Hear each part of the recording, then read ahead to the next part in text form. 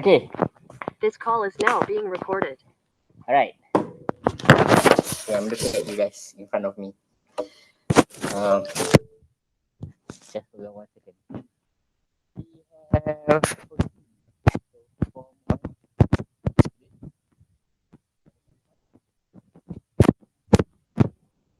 right. So nobody's outside. I'm just expecting anyone who comes in late. We'll just look at the recording again. Okay. So, all right. So welcome back to SID3020, Natural Products and Biotechnological Processes. Today I'm alone. So can I just get a quick response from each of you? Just write down or type down on the chat over there. Okay, whether everyone wants to do online or there are still people who wants to do hybrid.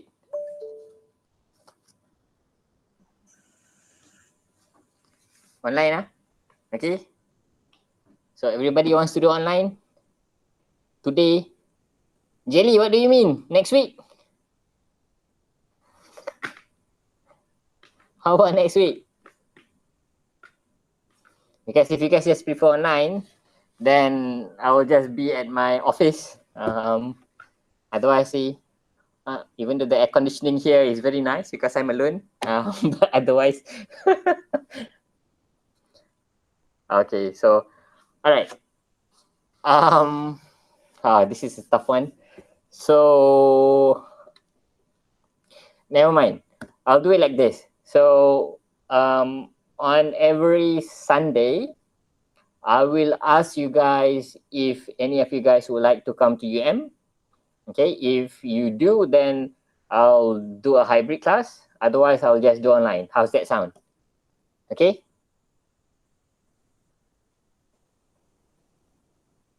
Okay, all right. Okay, so that I don't have to be here. Okay.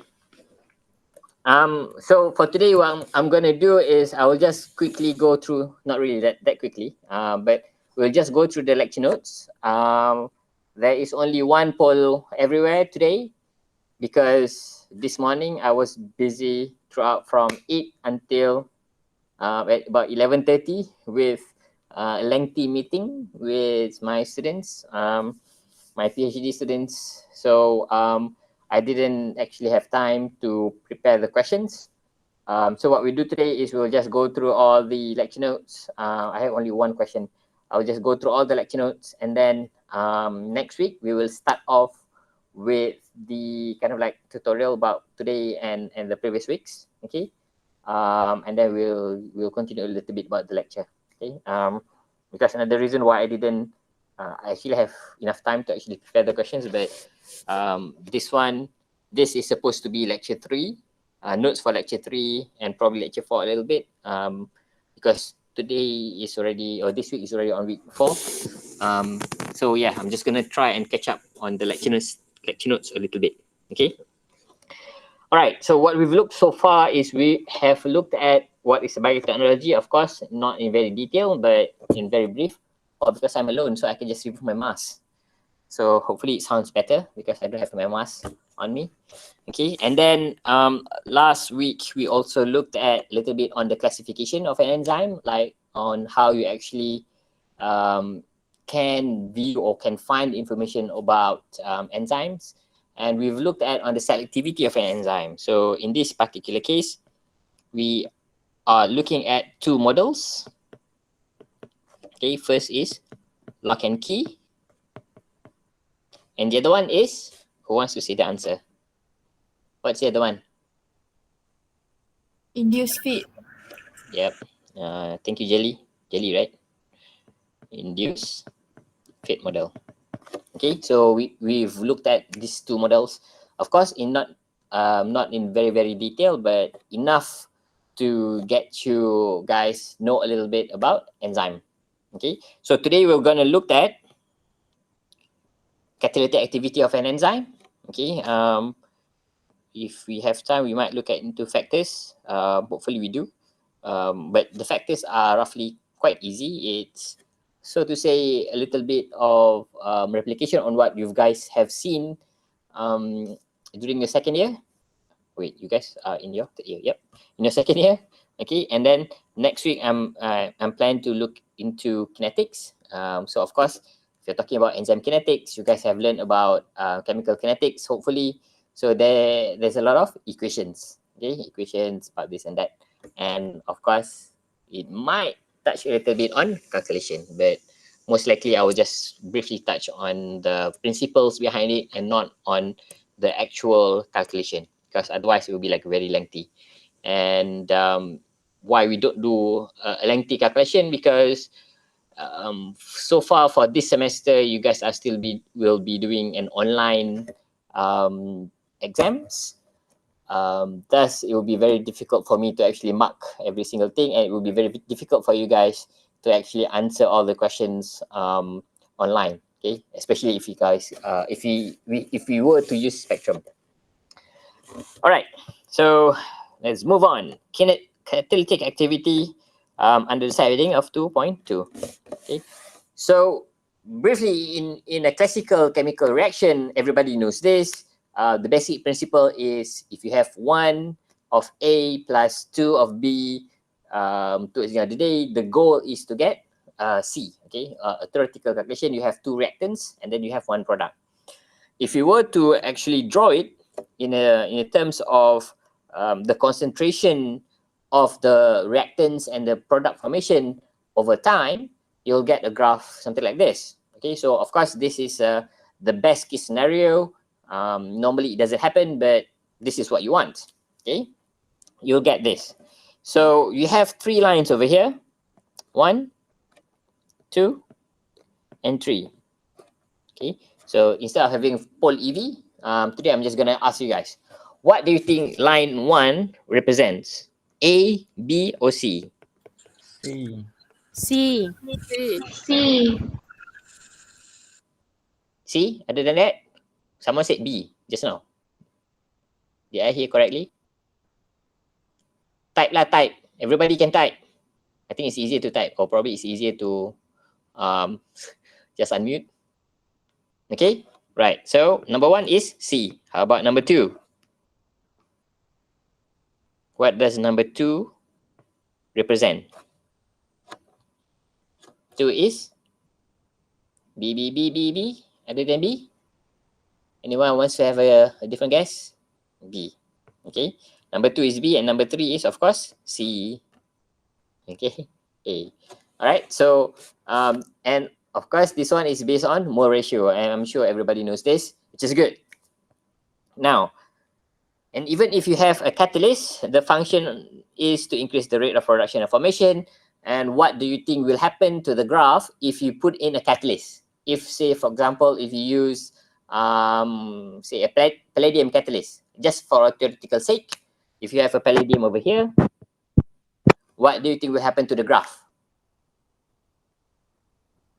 Anyone wanna have a guess? Anyone? You can unmute. If you think your answer will be very long, you can just unmute.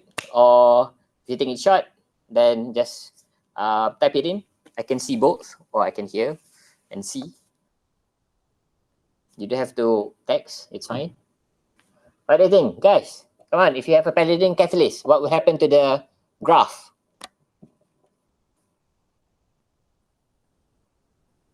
Anyone? Kalau tak, saya panggil nama lah.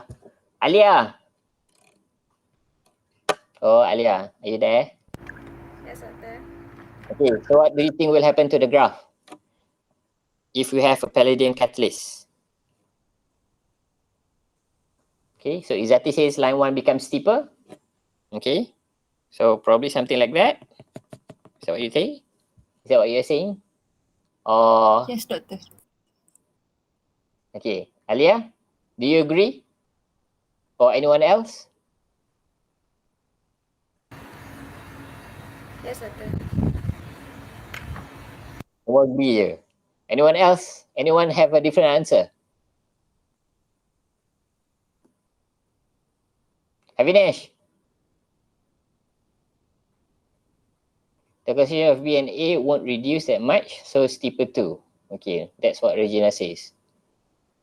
So it will be something like this too. Regina, do you think it will be something like this too? Or different? Different. In what sense? It will still reduce for the reactants, but it won't be reduced so much. Okay.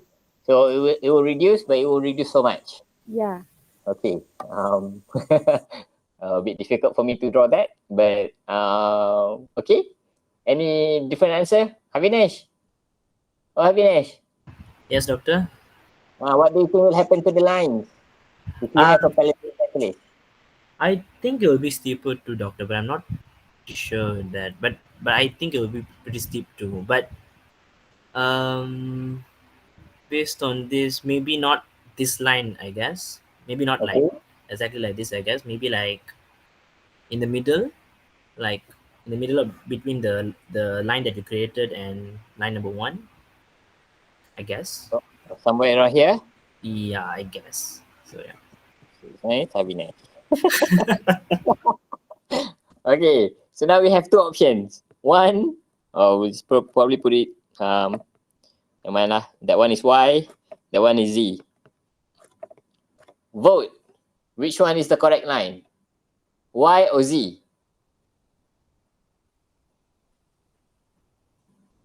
Type it in, type it in.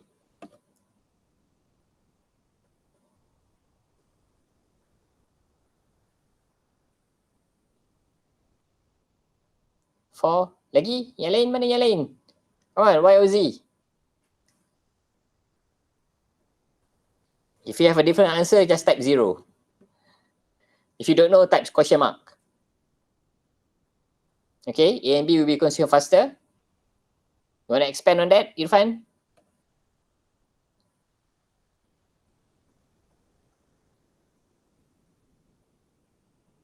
Havinesh, mana jawapan Havinesh? Oh, Havinesh memang dah Z. Anyone else agreeing with Havinesh? Or Irfan? Irfan has a different answer. What will happen? Oh, this is the basic kinetics. Everybody needs to know. Z is okay.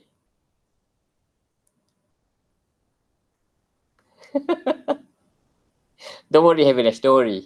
Irfan, I'm more interested in your answer, Irfan. Yes, doctor. Since C is produced faster, so the A and B also reduce faster. Okay. So do you think the answer will be Y, Z, or a different one? For me, both are the same.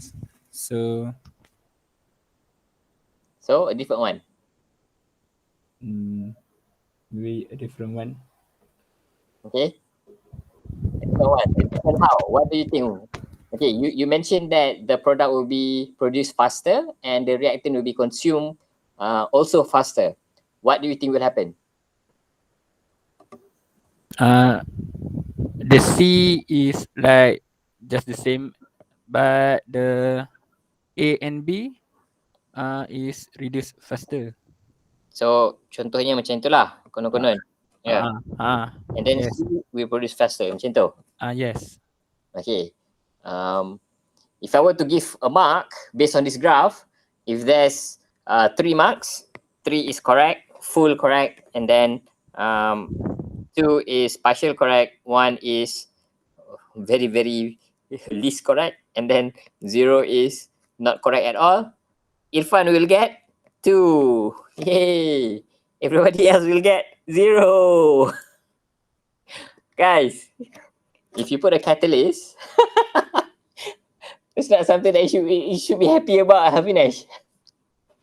Yep. So catalyst does reduce the activation energy. Therefore, the speed of the reaction will be faster. Okay, speed will be faster. So when we are talking about time, it will be shorter.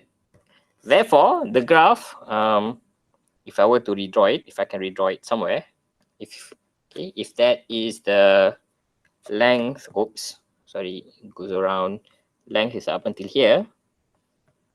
Okay. So what it will do, what will happen is, we'll go only half of the maximum time. Half of max time. Okay, just an example. Of course, it can be half, it can be 3/4, but it will be shorter. Therefore, the product will go, yes, steeper, as Izati earlier mentioned, and of course, say A and B will also go steeper, but it will stop there. Okay, Irfan, it will not go as this original line. It will not go as Y or Z, because now you are producing more products. Then yes, it will be steeper, but it won't be as steep as this, because if it's this or that, it means that you have more reactants. But now your reactants are limited. You are still keeping the reactants the same. You just add in a catalyst. Okay, so it will make the reaction goes faster, either here or here. It doesn't matter lah. So as long as it's faster than the original ones. Okay, so what would the graph be? What would the graph be the same if you use an enzyme? So this graph is shown if you are using a palladium catalyst. So if you use an enzyme, what do you think will happen to the graph? So this is the only poll EV question that I have for you guys. So you can just quickly oh, this is new. I didn't know this is happens. Okay, so would it be the same if you use an enzyme? So can you just go to pollev.com/hadifuad049 and then just pick one, whether it will be the same as the palladium catalyst, or it will be different, so it will be no, or if you don't know, or if you don't understand what I just talked about in the previous graph, with or without palladium catalyst, then pick C. If you think it's a different answer, then pick D. So will it be the same if you use an enzyme? It will be the same in the sense that, so originally it's like this. Okay, now with palladium catalyst, it becomes like that. Okay, this, of course, this is just an example, a rough drawing. So if you use an enzyme, what would it look like? 2818.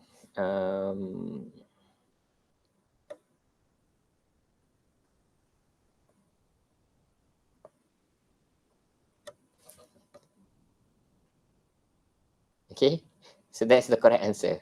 The correct answer is neither. Well, technically, no is partially correct. It's also correct, but it will not be the same. Okay, so why it would not be the same? This is what we're gonna look at a little bit in the next few slides. Okay, so but the correct answer is either D or B. Okay, why? We will see. If by the end of the lecture you still don't understand why the answer is no or others, then let me know. We can probably discuss this a little bit further. Okay. All right. So that's all for poll everywhere. Let's move on to the following slides. Now, in the previous week or last week, we've looked at on how E, which is enzyme plus substrate, forming an enzyme substrate complex, and thus producing, regenerating the enzyme and producing the products. Okay, so that is the basic general equation if you are thinking about it. Okay, but of course, this equation falls. It's not really the most accurate ones. This is an assumption. Okay, the equation here is an assumption, so that we as a chemist or as a what do you call it, biochemist, we can calculate the equilibrium constant, we can calculate the rate products, and so on and so forth. Okay, so these are by no means what is actually being observed in real life experiment. Okay, this is an example, because this is always there's an assumption, and one is there's assumption. The second one is because we do not know whether the enzyme is able to react again with the product, forming ES complex and then forming substrate again, or the enzyme can be recyclable without any cofactors and so on. So there are a lot of other features or a lot of other factors that comes into play. Okay, so therefore we just consider that as a general. Okay, just an assumption. But for the sake of calculations and for the sake of just trying to understand how enzyme kinetic works, this is the reaction that we're going to use. Okay, but if ES is constant, so meaning that there's always an enzyme saturation. So when you have this product, normally for a metal catalyst, for example, we don't consider this feature because metal catalysts are very easy. The kinetics are very, very quick. It's either it works or it doesn't work. But for enzyme, the complex must be formed. Okay, as we've looked at, if you look at the two models previously, lock and key model and induced fit, both needs to have a match, a compatibility. But if you consider, say for example, a palladium catalyst doing hydrogenolysis, okay, you have a palladium catalyst over there as a metal. So, and you need to have a hydrogen bond coming into contact with the palladium catalyst. Okay, so in this case, the reaction will be very simple because the palladium surface is very big, it's very huge, and then the gas, the hydrogen gas that you are using are very small. So it can come into contact either vertically or horizontally or in a three-dimensional space. Okay, in a vertical dimension space over that axis, z axis. So the reaction is very, very quick, and therefore we normally don't consider the transition state. Normally, I'm not saying every single metal catalyst doesn't works like this. No, but this is just an example. The easiest example that you normally ignore the formation of a transition state. Okay, even though I know you can, because in the transition state you will get the hydrogen bonds to the metal, breaking the hydrogen bond before pushing the reaction forward. Okay, but again, this is very simple, meaning that you have a surface, hydrogen gas comes in, and then straight away it forms a transition state. However, for an enzyme kinetics, enzyme is very huge. The substrates are normally smaller. Okay, so it's kind of like the opposite from a metal catalyst. Metal catalyst is very huge. You have a large surface, and then the reactant can come into contact at any side of the surface. For enzymatic reaction, there is always a reactive site. Okay, there's only one reactive site. So the transition state actually plays an important role in doing your calculation. Okay, so that's why we always consider the ES, the enzyme substrate complex, are in a constant formation, which is an example. Okay, so maximum enzyme saturation. So we can rewrite the relationship between the substrate and product as this one. Okay, just simply E plus S in equilibrium with E plus P. It doesn't mean that the ES is not there at all, but this is just one example whereby you can do a quick kind of like assumption saying that, oh, the ES is always in saturation. Therefore, if you just want to recalculate or want to calculate very, very quickly what is the rate formation of a product, if you do know the K, the rate for the product formation, you can just quickly put in your values in, you'll get the answer. Okay, so that is the general calculation, general things that you can do, kind of like to bypass, like you are using a highway to reach to your destination. So this is a highway for you to just quickly focusing on what is the rate of formation of products at a certain given point, while ignoring everything else. So this is important for an industry, because for an industry, normally you just continuously producing a product while at the same time you are extracting the product. So you are pushing the equilibrium constant to the right, to the product formation. Okay, since this reaction is mostly reversible, or in other words, has reached equilibrium. So that is another assumption, equilibrium. Therefore, the rate of catalytic process at equilibrium, or kcat, can be influenced by the rate of reaction, reaction kinetics, which is La Chatelier principles. As I mentioned, if you take out the products, always you keep on producing more and more products. So in that case, you don't really care about the ES complex, you just care about the products and the rate. okay, which is this one. So this one takes a priority. But of course, if you really want to look into to get the K values and so on and so forth, you still need to consider every single thing, and you still need to consider this reaction as a whole. Okay, so this one is just for the sake of industry. If you are working with the industry, if you are working with an enzyme formation. Okay, so again, as I mentioned, provided that there is two assumptions, and of course, the second assumption is there is no change in thermodynamics. Okay, thermodynamics is always constant, meaning that you don't change the temperature, you don't change the pressure, everything is in a constant variables, okay, which is a steady state. So this is a definition of a steady state condition. I'm not sure whether you guys have touched about this terminology before, but in enzymes, normally this is what we consider in a steady state reactions. Okay, when you say it's a steady state, meaning that there is no change and the reaction is in equilibrium. Okay, so this one is in equilibrium. So there is no more product formation and there is no, well, it keeps on producing, but at the same time, some of the products is converting back into substrate.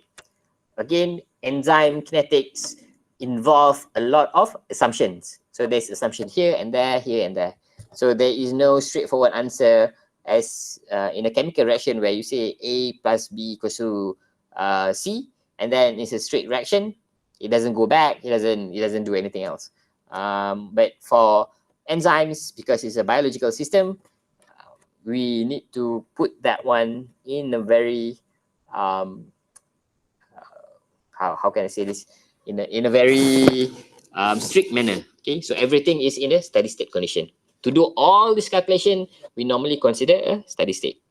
Okay, therefore, in equilibrium constant, KEQ can be calculated as simply as you have this, you have K minus 1, yeah, KEQ equals to E times P.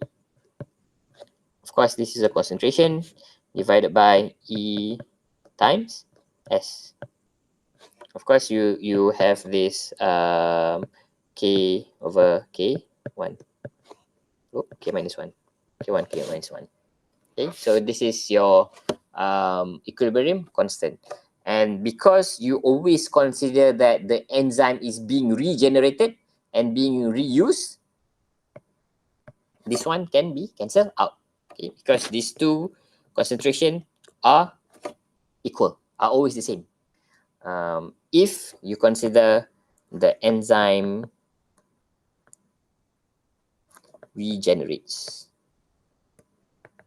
Okay, if the enzyme does not regenerate, then of course the reaction is no longer the equation is no longer valid. But this is something that we need to consider. Of course, in real life, this does not happen. Okay, enzyme always degenerate as you reuse it. So far, until today, there is no single enzyme that can be reused indefinitely. So enzyme will always, so say for example, if this one is a rate, kinetics of the enzyme, okay, so for first try, the rate is very, very steep. Okay, if you reuse the same enzyme, you will go reduce bit by bit. Okay, so this is normal for enzyme. So it's like how when you use a metal catalyst, part of the metal catalyst will oxidize, therefore reducing the reusability of the metal catalyst unless if you regenerate. So similarly for enzymes, it will definitely be a reduction somewhere unless if you can regenerate. But so far, people have been keep on trying to regenerate enzyme to 100%. It still doesn't work. It's always reducing at least a little bit. Okay. All right. So once you have the equilibrium constant or KEQ or KM, so why is this important? So you need to recall thermodynamics parameter, whereby you get these two equations over here, delta G or change of delta G equals to delta H minus T delta S. And of course, the other one is delta G equals to minus RT ln K. So this is where the equilibrium constant comes in. Okay. So by knowing this, by knowing the thermodynamics principle, what you can do is, say for example, if you start off with two reactants, okay, so you have of a substrate and an enzyme, or two reactants. One is the, sorry, not two reactants, two constituents. So one is the reactant, one is a product, okay. And if it's starting at 1 molar each, by knowing the equilibrium constant, you can know where the reaction will go. Either it will go forward or it will go backward. So again, why is this important? Towards the end of the day, it's important because industrial application. So when you do an industrial application, you want to maximize your product. You want to make sure that as good as possible, the reaction that you want to produce is happening again and again and again and again and again without stop. Okay, that is the only way whereby you can produce a lot of product, and then by producing a lot of products, you can reduce the cost. If you reduce the cost, there will be more people using your product. Okay, so this information, this knowledge is important if you are working. One is an industry, and the second one, the industry is using enzymes.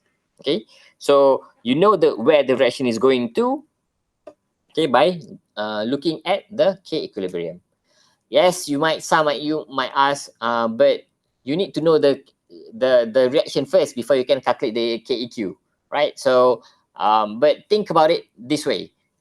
Say for example, you know the enzyme that you're gonna use, but you are someone who just started doing a business in an enzyme reaction. So you might not have the values needed to actually get the exact numbers. So what you might do is you might, talk to a collaborator, or go into the research field, find a research paper that talks about the kinetics of that particular enzyme of interest. Okay, so if you do have that information, you can actually predict whether you can get more product, or you need to do something so that you can maximize your profit. Of course, product and then profit. Okay, so this is why the general knowledge about KEQ and about enzyme comes into play. Okay, so if you know the KEQ of a reaction, you can predict the quantity of the product at equilibrium at any given time, and can plan on harvesting at the best possible time. Okay, so again, this is to maximize product. However, the K equilibrium or the delta G values only tells you about a reaction will happen. It does not tell you how quick the reaction is going. Okay, again, the quickness of the reaction is enzyme kinetics. So kinetics is about the rate of product formation, while just calculating these values are just to know whether there will be products, whether the whole system prefers to produce more products, or it will go back and produce more substrate. Okay, so these are the idea of behind enzyme kinetics, and therefore enzyme kinetics is important, and we will look at enzyme kinetics in probably next week. Okay, so today what we're going to look at next is the factors. What are the factors that can influence a catalytic activity of an enzyme? Again, this might be kind of like a little bit of a refresher for you guys, because pretty much it covers a little bit as long as you have done SID3004 with me last time, then you might have touched a little bit of this information. Okay, so what are the drivers? What are the driving forces behind enzyme kinetics? The structure of an enzyme influences by enzyme stability and sensitivity. Okay, stability and sensitivity. Stability comes into play as in when, of course, other than this information, the stability is how far you can reuse or regenerate the enzyme. Okay, so that falls under stability, regeneration. Sensitivity is how adaptive your enzyme towards your reactants. Okay, so this comes into play a little bit on the lock and key model or induced model, whereby you can have multiple, if you are thinking about the lock and key model, so one enzyme, one substrate will only work with one enzyme. But if you are thinking about more dynamic system, whereby there is an induced sweet model. So you might have more than one reactant that can react with one product or one enzyme to produce the product of interest. Okay, so the sensitivity more on to how well the enzyme and substrate interacts. Okay, so if you're talking about factors influencing these two, stability and sensitivity, as a chemist, these two comes into play very, very quickly. So you can either have an external influence. Of course, normally it's just external, but the external can come under chemical or under temperature. And of course, you can also include pressure. Okay, but in this case, enzymes, yes, pressure might come into play in a different story, but the major factor that comes into play in terms of enzymatic activity are these two, which is temperature and chemical influence. So chemical influence can come from water. So the solvents that you're using either is water, or you might use different types of mixture, water plus something else. Okay, you might play around with pH because some enzymes are more susceptible or more active or reactive at certain pH. For example, pepsin, the protein that involved in hydrolysis of proteins, peptides, amide bonds. Okay, it works under a more acidic pH. So we have a lot of pepsin in our stomach.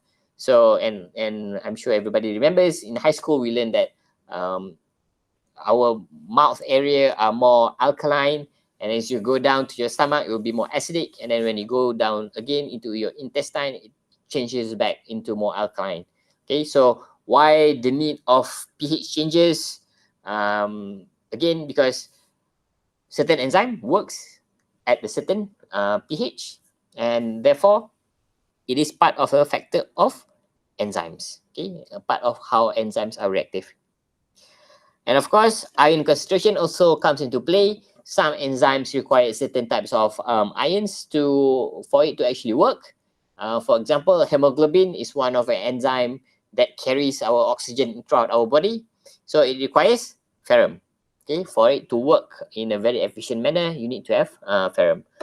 In contrast, for a different organism, they might use different metals. Okay, so and of course, when you're talking about enzyme ions, what it means is also well, goes back to pH. Okay, so if the ions are, if you're just talking about protons, okay, if the ions are high, protons are high, then meaning it's more acidic, so it will work as it intended to be. Otherwise, there might be a structural change that may render the enzyme to be ineffective at a certain pH. Okay, and temperature, of course, simply B is boiling an egg or cooking an egg. You change the temperature, then you are denaturing the protein. Okay, of course, denaturing protein in this case also you can denature enzymes because enzyme is also a protein. Okay, so there are major forces that plays an important role in an enzyme structural integrity. Unnatural changes in structure equals to catalytic process. Okay, what do I mean by unnatural changes in structure equals to catalytic process is the flexibility.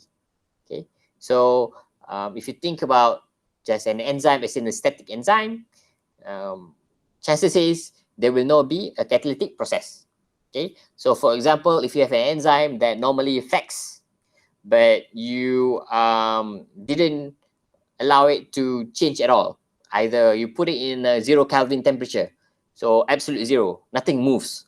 Okay, so it can no longer be a catalytic enzyme. Okay, so unnatural changes in structure might also break the catalytic process. Okay, right, the structure of an enzyme influences stability. This one is the same. The second paragraph is a new one. To look at this in more detail, it's critical to know what are the forces involved and therefore understand its influence to the basic structure of an enzyme. So these are what I mean by it will be a little bit of repetition. Okay, but of course we'll just go through it. If it's repetition, then it will be easier for you guys. Okay, so most enzymes are globular, as I mentioned. Of course, we will look into it more later, but I've already touched about it in briefly in the past 3 weeks. Okay, and the basic structure of a protein, you have four. You have a primary structure, you have secondary structure, tertiary structure, and quaternary structure. Again, these are exactly as what you have learned in SID3004. So I'm just going to repeat it again so that you can understand it better. And of course, towards the end of the day, I want you guys to be able to apply it. The shortest one is in either your quiz or your final exam. Okay, and hopefully you remember this in the future if you are working in a chemical company that involve using a lot of enzymes, then at least you have a little bit of knowledge on where to start. Okay, so basic structure, primary structure is just a list of amino acid sequence.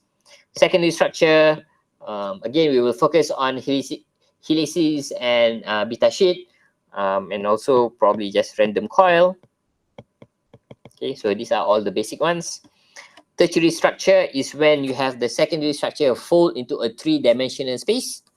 Okay, 3D folding of single chain of a protein. So the keyword here, based on SID3004, something that you guys that I've seen, a lot of students kind of like a bit confused between a tertiary and quaternary structure is this. So this is the key point. Okay, a single chain, if it forms a three-dimensional structure of a single chain, then the level of protein structure falls under tertiary structure. Okay, but if you have a multiple chain, then it falls under a quaternary structure. Okay, so this is very important, and this is important because normally one of my quiz question will try and ask you guys, can you identify what type of structure is this? This picture is. And one of the ways by which you can identify whether it's a tertiary or quaternary structure is by looking at whether there is a single chain of polypeptide or a multiple chain of polypeptide interacting to form a protein. Okay, but both still considered as a protein. Okay, so it's either the protein or enzyme. Either the enzyme or protein structure falls under a tertiary or quaternary structure. It highly depends on whether it has a single chain or a multiple chains. Okay, all right. So that influences catalytic process. And what we will look into is chemical forces, influence of pH, influence of temperature, influence of forces, of the forces, meaning these two in general, okay, on the protein or polypeptide structure, and of course substrate specificity and other influence like cofactor. Remember when I said originally the equation that we normally consider is just this, ES, and then you have E plus P. Okay, again, as I mentioned, this is as an assumption. Why is it an assumption? Because some enzyme requires a cofactor for it to work. So just having these two reactants initially might not be able to produce your ES. Okay, so some enzymes you need to have a cofactor for it to form. Okay, so again, assumption, even cofactors can, some enzyme can have one cofactors, some enzyme can have two, or some enzyme can even have more.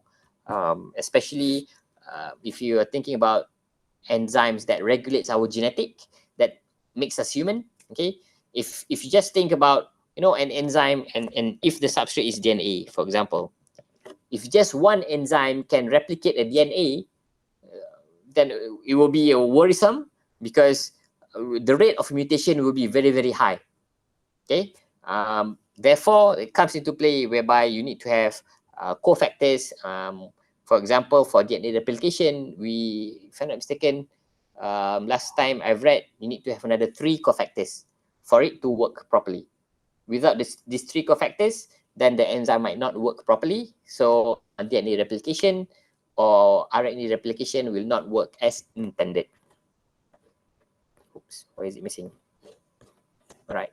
So ionic interaction or column force is opposite charge of polar charged amino acids. Its chemical sensitivity, especially in the change of pH and ions. Okay. For example, if you think about all the 20 naturally occurring amino acids, we have 5 amino acids that are charged residues. So you have glutamic acid, you have aspartic acid, lysine, histidine, and arginine. Oh, sorry, wrong way. Okay. Of course, you also have forces that are influences in the biological system, and I normally mention about this multiple times. The strongest bond in a biological system, which is the hydrogen bond. Okay, so it's a major component of a secondary structure. So the alpha helix and the beta sheet. Of course, for random coil, it doesn't really play a very critical role. It does have an influence, especially if you think about how enzymes and the structural water interacts is always with hydrogen bonding. Okay, but the major component that is influenced by it is the alpha helix and beta sheet, because again, if you recall, the integrity of alpha helices and beta sheet involve the hydrogen bonding, intramolecular hydrogen bonding between the residues inside the polypeptide chain. Okay, we also have dipole-dipole interaction, which is the interaction between the non-polar amino acids. And finally, we have a van der Waals interaction or London diffusion force or different variation or names. Induced dipole, for example, which is temporary, or hydrophobic effects, which is the interaction of non-polar amino acid regions. For example, if you have a phenylalanine, okay, so these are the major contributing factors on the hydrophobicity of an enzyme, or isoleucine, which is isoleucine and leucine. Okay, of course, valine and alanine plays an important role, but if you think about hydrophobicity, the bigger the carbon chain, the bigger the influence. Okay, hydrophobic effects.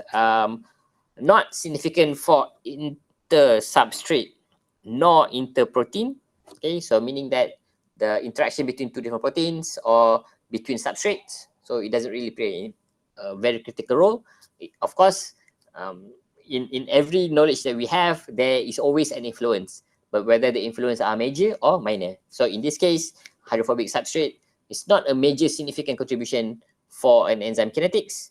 It does play an important role, but it's not the major ones. And of course, it's not a major influence in terms of a molecule substrate, a protein to water. Okay, it does have an effect. Again, structural water plays a critical role, but if you're just focusing on enzyme kinetics, we normally don't consider these things as part of your equation. So the equation, the major things that is influencing enzyme kinetics are the substrate concentration, the enzyme concentration, the potential of producing enzyme substrate complex, and the formation of the product. Okay, so these are the main four as per the original equation, but it doesn't mean that there are no other external factors that comes into play. Okay, but hydrophobic effects are important for protein substrate interaction and hydrogen bonding of water molecule. Might be a bit weird thinking about this. How does a hydrophobic effect and hydrogen bonding comes into play? Well, because if you have a hydrogen bonding, and you don't have a hydrophobic effect, so it's a contradicting thing. So you cannot have both simultaneously at the same time, but you can have one which is major, one is minor, or the opposite. So this is very important in the case of